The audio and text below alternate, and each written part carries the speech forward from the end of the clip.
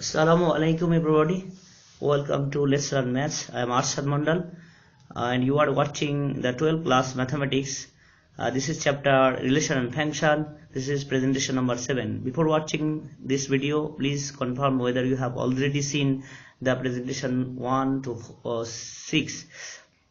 In the previous video, we have already discussed about the definition of functions. Now we are going to discuss about the different types of functions. The first function is surjective.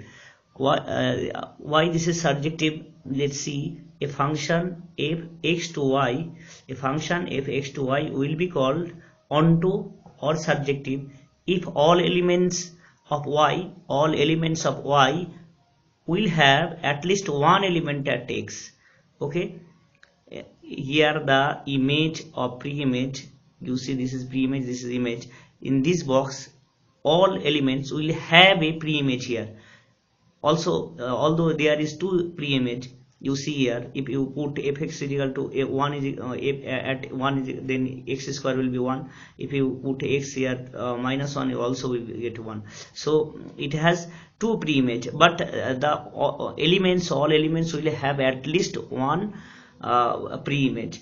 This condition, and another condition, there will be no orphan element here. All elements will be associated to these x sets. Okay, so that after that you will call it a onto function. I am giving to a memory tip that a surjective function, say this is the servant of God, or say this is son and this is father. Okay, when father are set in here, then no son will be orphan.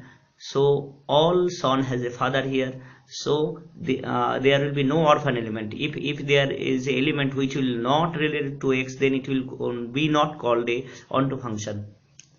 Then second is injective function. What is injective?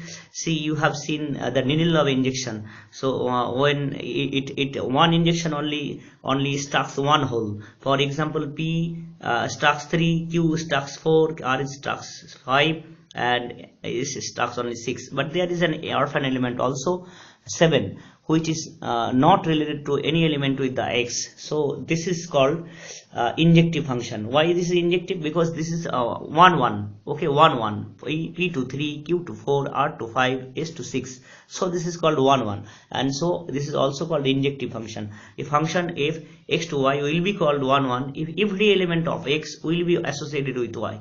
Okay, but there will be possible any element of y will not be associated with x. This is possible. So this is called 1 1. Why? This each element is associated to y.